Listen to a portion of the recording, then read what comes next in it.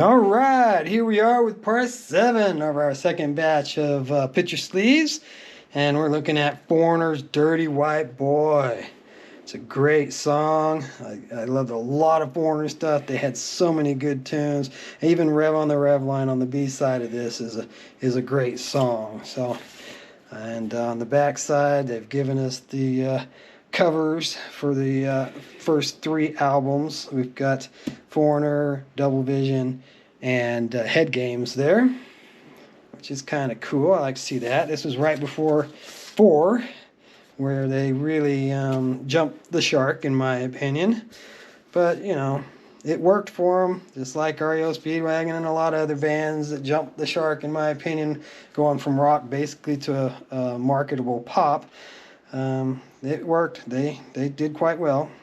So there's your A side label, Dirty White Boy, and the B side being Rev on the Red line. Yeah, and you know these bands that I'm talking about that did that, they lost me, but they gained so many other fans and sold so many other albums that losing me didn't hurt them one little bit, and that's fine.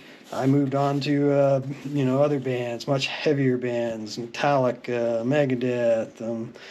I was really getting into metal there in the mid '80s. So albums like Foreigner 4 were not really drawing my interest much at that point. But you know, there's good songs on it, and I still liked Foreigner, and they had some good stuff after that. But we've got Urgent, which was a really good song. We got to give them that. Urgent, it's emergency. And the B side being Girl on the Moon, which I don't remember quite as well.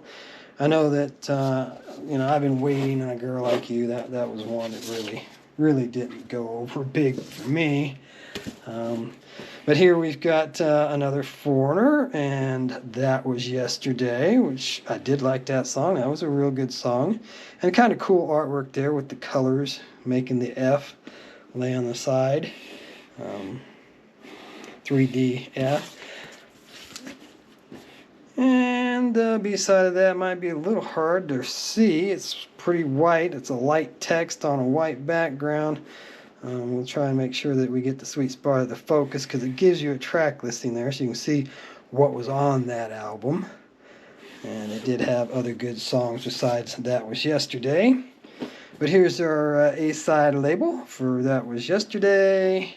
And flipping it over to the B side, we had Two Different Worlds, which doesn't really ring bells for me, but I'm sure it would be recognizable. And then here's a 38 special. I'm not real sure if I covered this in the first box of picture sleeves or not, because I do think that I have 2 copies of this. But I wanted to go ahead and cover it again here, just in case I hadn't. If anything else, the commentary will probably be a little different. Plus, we get a nice, cool shot there of the Tour de Force album, which this song came from. And we've got the A-side label, What If I'd Been the One to Say Goodbye? Goodbye, do. And the B-side of that being 20th Century Fox, which wasn't nearly as good a song in my book. And it's really weird how that label's kind of cloudy around the edges. It's like they made a little miniature label and then blew it up. It's like that on both sides. It's kind of weird how it's got that extra ring, because the label actually comes all the way out to here. It doesn't end at the white, so it's kind of shrunk down and smaller, which is a little odd. But now we've got some REO, and yeah, we were just talking about how they went really poppy and commercial too, and it worked for them. Don't Let Him Go, I Wish You Were There. I definitely like the earlier career stuff, Riding the Storm Out and Flying Turkey Trot and that kind of stuff better. But they had their fans. There's no doubt about that. Kind of like with Journey, a lot of the girls just really loved REO, and for good reason. They're good songs. It's good music. Just like I said, just a minute ago, though, at this point in time, I was headed down the metal path and not so interested in poppy stuff. So Don't Let Him Go being the A side, and I Wish You Were There being on the B. Alright, next up we've got another REO, and this one's for That Ain't Love with the backside of Accidents Can Happen.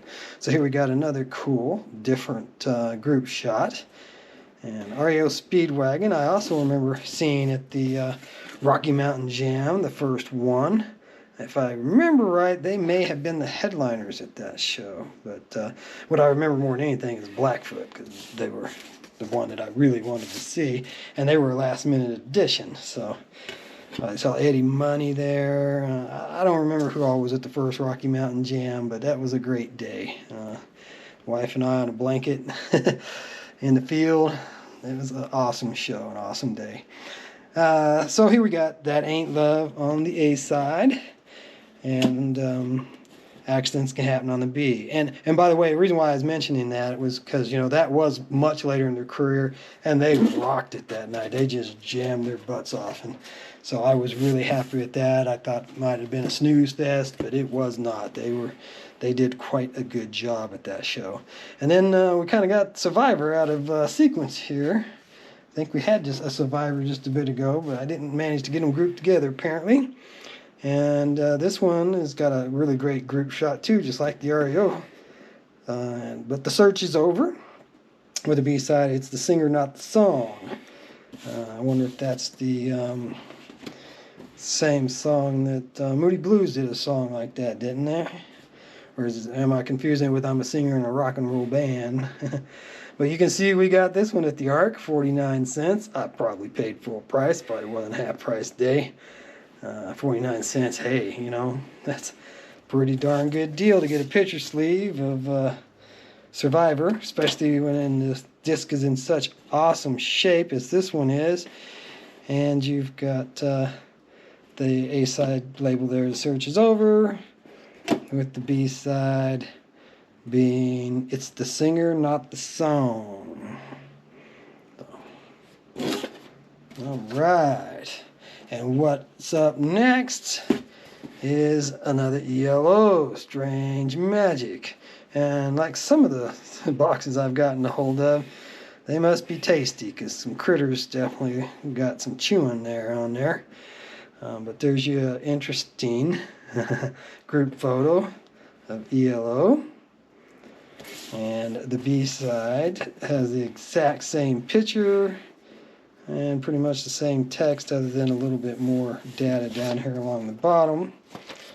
They just flipped it from top to bottom and top to bottom. All right. So we've got the label here for the A side, Strange Magic,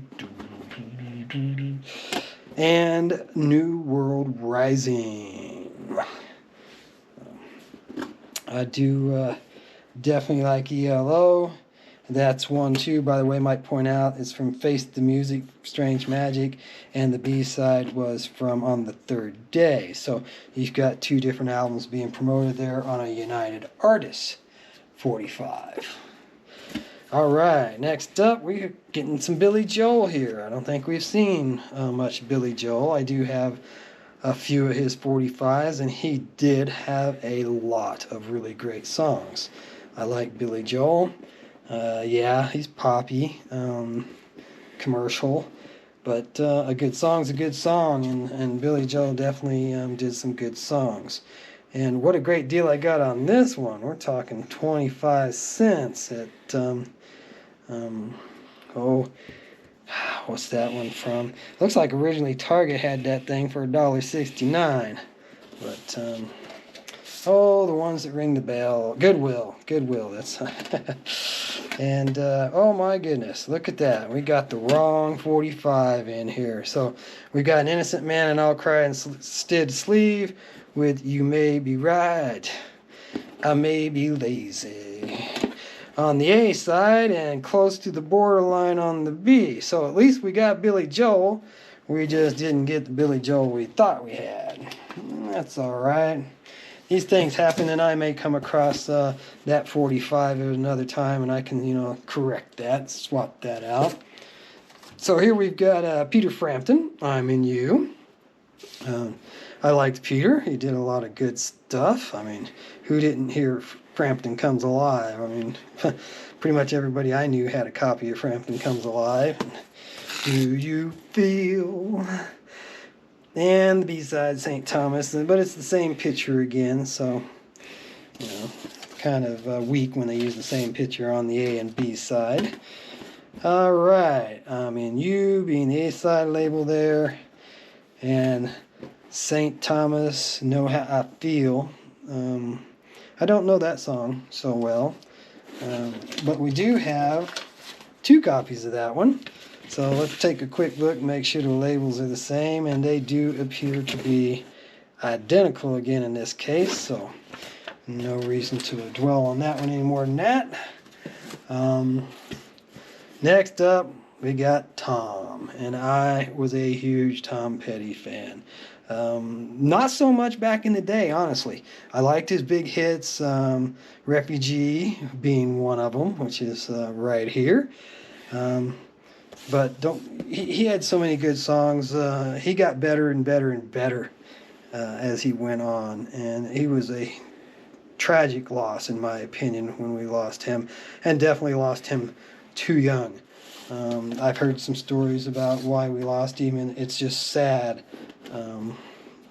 But these things happen, and we all have our time. So here we've got the label there for Refugee, and the B side being It's Raining Again, but that's not the tune. I know, that's Supertramp. All right, come on back for part 8. We'll pick up with some more Tom Petty then.